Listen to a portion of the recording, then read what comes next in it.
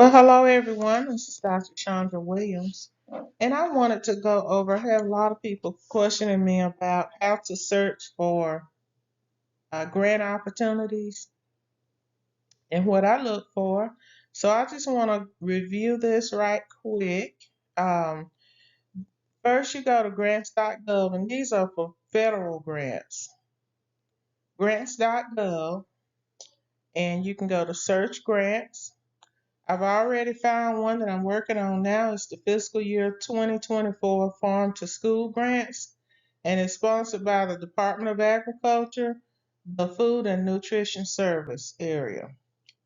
So I've already found that particular one, and I'm just going to go over what I look for. So the first thing I do is to read the synopsis, and the synopsis gives you a glance. Then I look for the expected number of awards, and for this particular one, I see that they intend to fund at approximately 100 proposals. So normally when I see that, I know that there's a higher probability of being funded. I look for the award ceiling, which is 500,000. That would be the maximum amount for the grant period that they will award. It's normally for a 1 year or 2 year period. I also look to see if there's a cost sharing or match requirement, and for this one it is. So again, you have to read the request for proposals in order to determine what the percentage is that you have to match.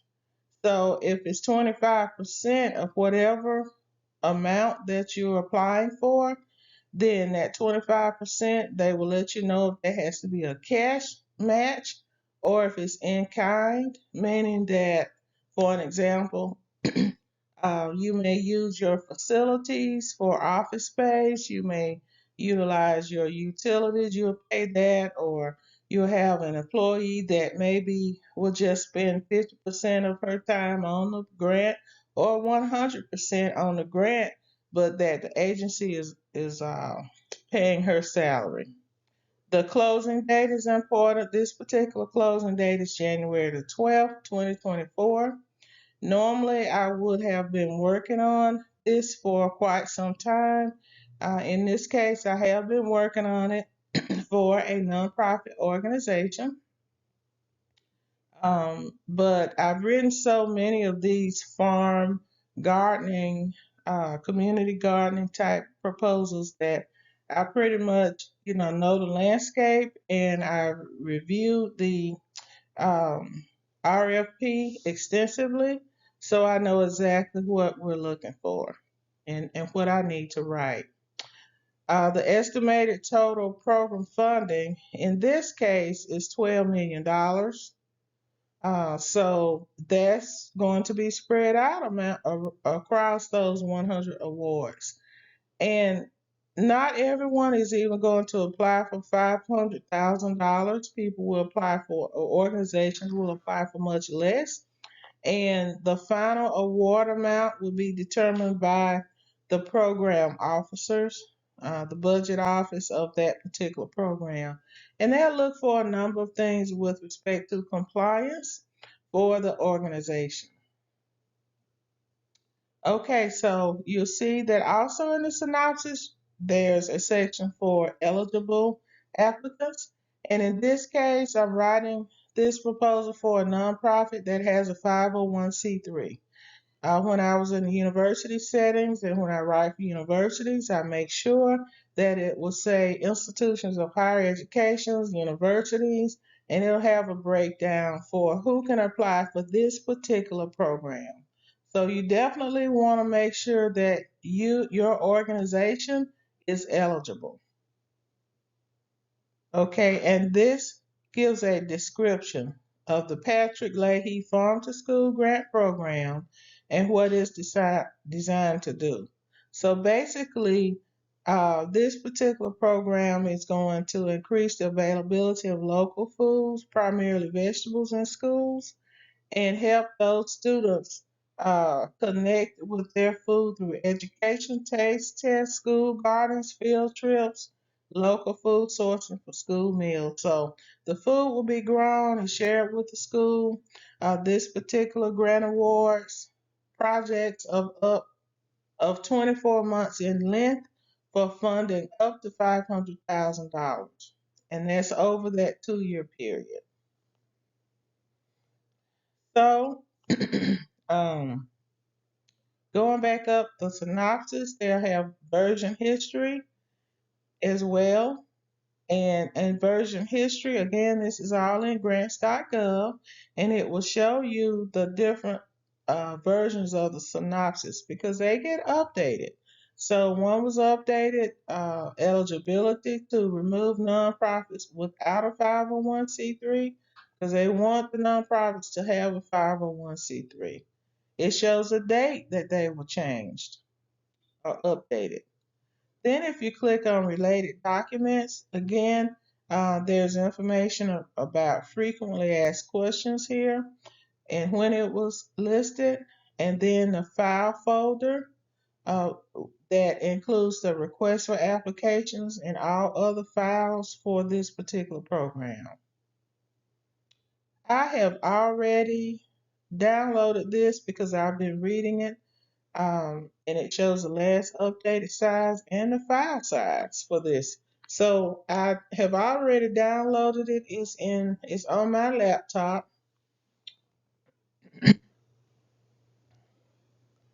So I'm going to show you what that looks like. Let's see if it's going to load. And if not, I will just do it in a separate video. Sometimes, depending on where I am, the internet is slower. Okay, so we'll just move on and let's see where we're, excuse me. All of this information is so useful and it's timely. And you just click the link and it shows you all of the information you're looking for. It even has templates and everything about the RFP. And I really appreciate, them having the last updated time and the date because you're able to see, exactly when the updates and changes were made.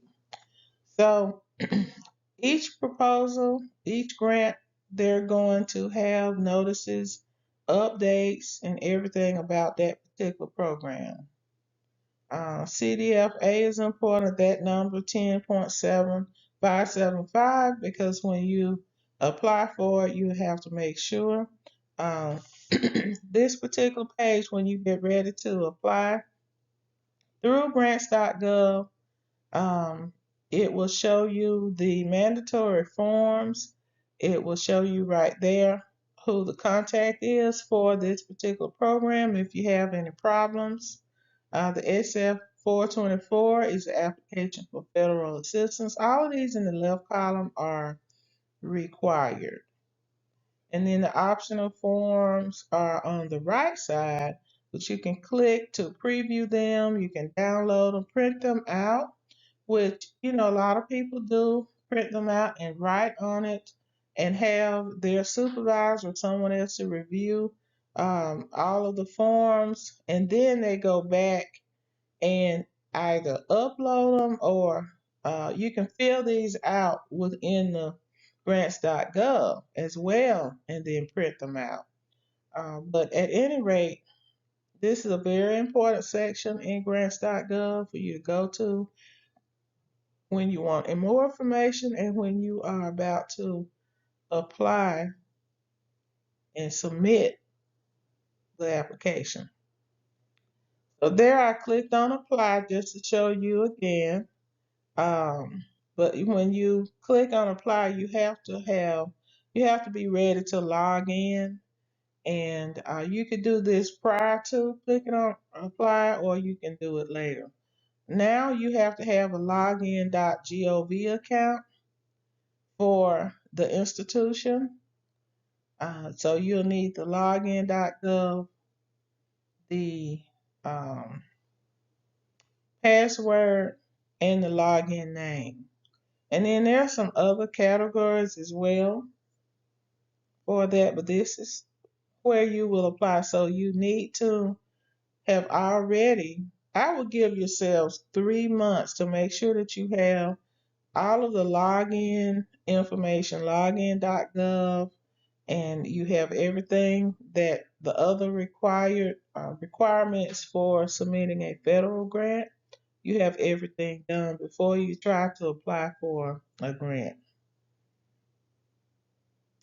Okay, so again, this is showing you USDA website for food nutritional services, and I like this because they give you a snapshot of all of the different funding programs that are out there.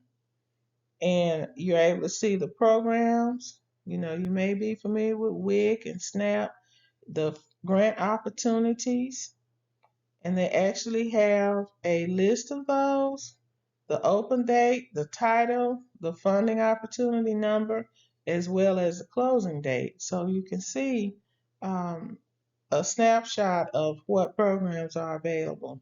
If you are employed with a university or state government or local government, you know, you really need to be aware of what's available through grants.gov, and you have to search for these. You have to go out there and search for these because a lot of organizations are leaving money on the table because they do not apply for these programs.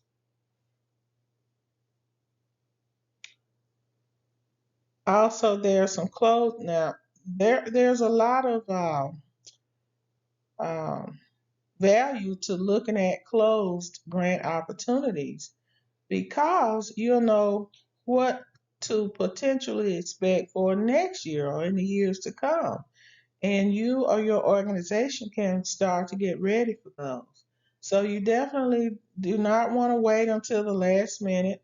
Most of the organizations who are funded, they work well in advance on their proposals. It is very obvious when an organization has thrown a proposal together at the last minute. So you do not want to be in that situation. You always want to be able to, um, make sure that you prepare in advance.